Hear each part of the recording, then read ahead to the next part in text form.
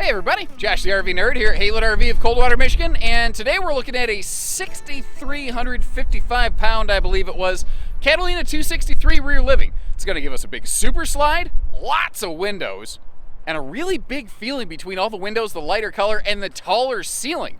This is an awesome way to keep something more half-ton towable than most without breaking the bank as compared to a lot of the trailers that are out there. This is a model that I think people, if you're just walking through an RV dealer's lot, I think that you could very easily overlook it, and I feel that that's a mistake. This is one of those, it's almost a tale of two cities. There's a very different kind of look and feel inside and outside, and that's what I want to cover today, because it's a very common layout. Everybody and their brother builds it. Why would you look at the Catalina version? That's what we're going to cover in some pretty hefty detail. And if you appreciate it, hit the subscribe button, follow along, and as always, please leave me some feedback as we go. Let us know, what do you like, what would you change, or any questions you have. And let's get to it.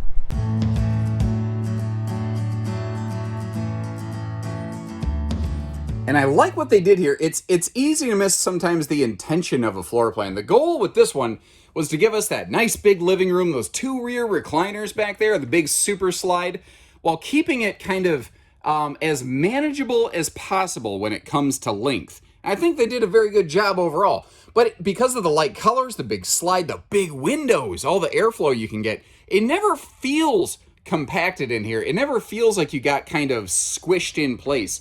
These recliners back here are totally free floating, so if you want to move those around a little bit or exchange them, you want to turn them into something else, you can do that. I love that little stand in the middle. The set of household outlets right there, you know, whether it's going to be a phone charger or like if you want to, I don't know, I would say a lamp, but I guess you got the lights overhead. I don't know why lamp came to mind, but you probably, you don't need to be doing any lamping in here. I love lamp. Good old Anchorman. I don't know that Anchorman's a great movie, but man, are there a lot of good quotes from Anchorman. That right here that we're looking at is a trifold sleeper sofa. We'll get to see that open in just a minute here. As I pivot you around, I want to make mention of the fact that like the lighter wood tones we're looking at, that will be just the standard look inside one of these Catalinas. They do offer a couple different fabric decor options. Another very popular one is called Java, which is like a darker brown sort of fabric. Now, a lot of campers do this where they have the sealed edge countertops.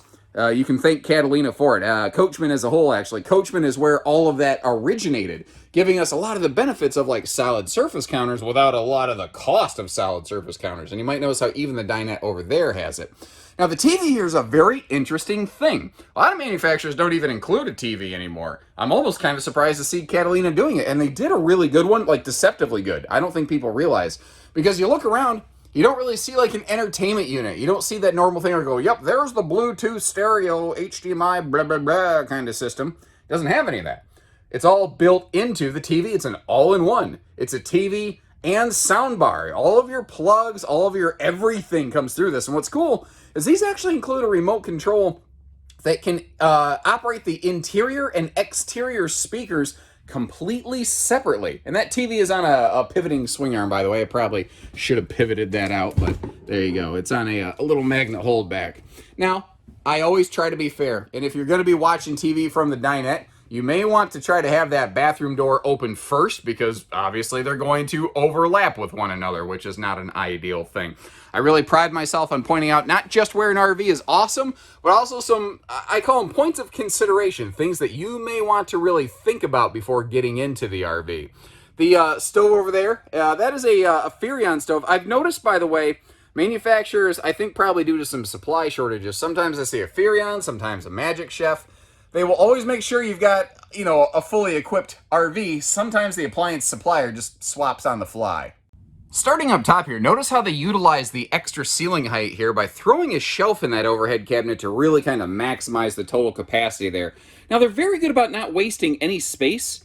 And really on this floor plan, there's almost kind of two places you could put a wastebasket. But real quick, I want to get to showcase the kind of, you know, sectionalized utensil drawer that they have right there.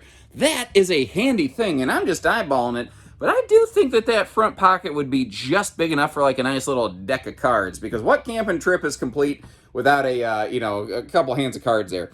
Now, I think you could put a small wastebasket there, but that shelf is kind of there, I think, to give you places to put your dish soaps for that big farm sink and high-rise sprayer faucet.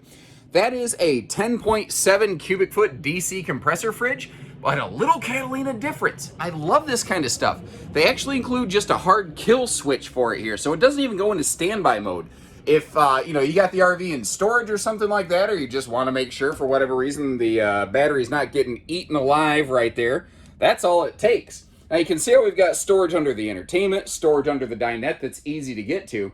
But if I try to spin you around here in a way that doesn't make you motion sick, I guess you be the judge of that, whether I was successful or not. You see that there's even storage overhead the rear recliners back here. Now, by the way, this is all hardwood cabinet door frames. This is all pocket screwed cabinetry. This is really, it's like the exact same way that J-Flight builds their cabinetry, if you're kind of familiar with that.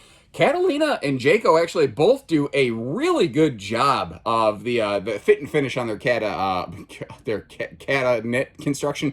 I almost made it, didn't I, guys? God darn it. So obviously this is a really nice kind of couples get around rig. I get around to all the campgrounds. Ooh, you get the idea. That makes me think of Look Who's Talking. Man, that song takes me back. But you see here, this thing, the sleeping capacity in it can also be described as absolutely naptastic. We have upgraded this one to feature that trifold sleeper sofa right there. The standard is a jackknife sofa. Now, obviously, you've got those lie-back recliners. You've got the dinette here, but those are kind of not flat, big sleepers. That hide-a-bed gives us the ability to actually have some guests for more than just, like, you know, a single night, or bigger guests. Like, maybe you have adult children who want to come with you, or you've got teenagers who are going to be out of the house soon. That's another thing. Guys, do you have kids who are, like, gonna be leaving soon? You might not want to get a bunkhouse. You might want to get something with a hide-a-bed like this, because if they're teenagers, they're big enough they can make their own bed, if it's really that important to them. And this way, you only need to buy an RV one time instead of getting a big bunkhouse for now, and then a year or two later swapping out of it. When you're not at a good equity point, you're not at a good place to be trading in, get your second camper the first time with something like this.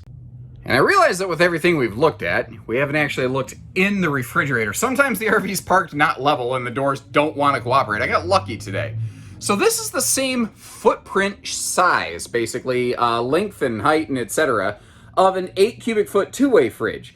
But when you go to a 12 volt, you can get rid of the propane unit and you can go up to 10.7 cubic feet because the shelves get deeper. The refrigerator isn't actually taller or wider, it's just much, much deeper space, which is really nice. Now that taller ceiling, when you're like me and you need that extra headroom, that is one of the things I really like about Catalina. Its big laminated sister, Freedom Express, does the same thing. The Jayco J-Flights do the same thing. And even the Catalina Summit 8s, they're more price-sensitive series. This being a legacy, this is the one with a few more widgets and whiz-bangs.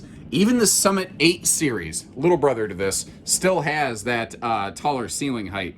If it was me, and again, I hope you appreciate the candor, if I was going to change one thing on this camper in the Legacy series, I would probably go to a porcelain toilet. Now, that being said, it's obviously 100% perfectly functional. You can come in here and you can do your business and, I guess, have a great time or whatever, you know. It just feels like on the Big Brother, that is something I'd like to see. But what do you folks think about that kind of feedback? Understand, it's not like it doesn't cost any money. You are talking about a couple dollars worth of upgrade money there.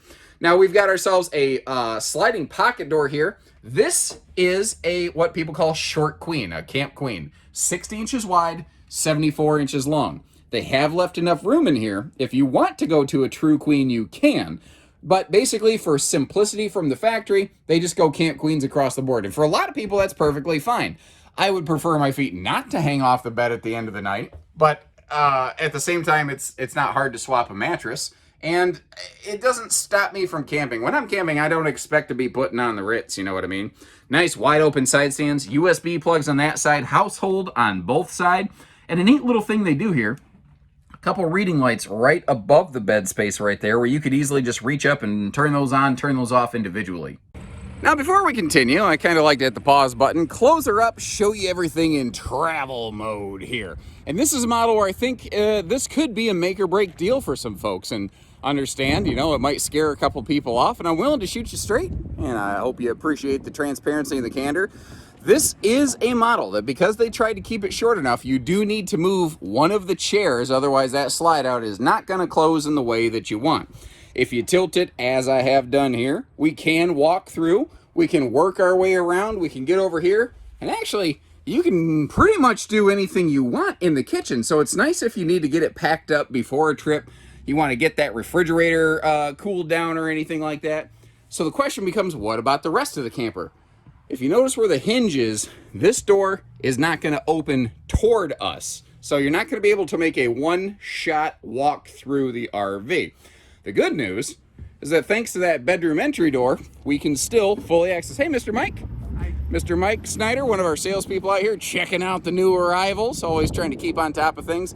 Everybody's got a list of clients who say, hey, call me when that thing lands. And as you see, they're out here trying to investigate what it is so they can do exactly that. Now, that second entry door in this one becomes a very critical item, as it is what allows us to access the remainder of the RV, including the bedroom and the bathroom, for transit purposes. And kind of like the inside, it's a bunch of little details that Catalina did just a titch different that kind of define this here. We've got those optional stable steps going right in front of the rear bumper. You see you got yourself a little drunken uncle leash latch there.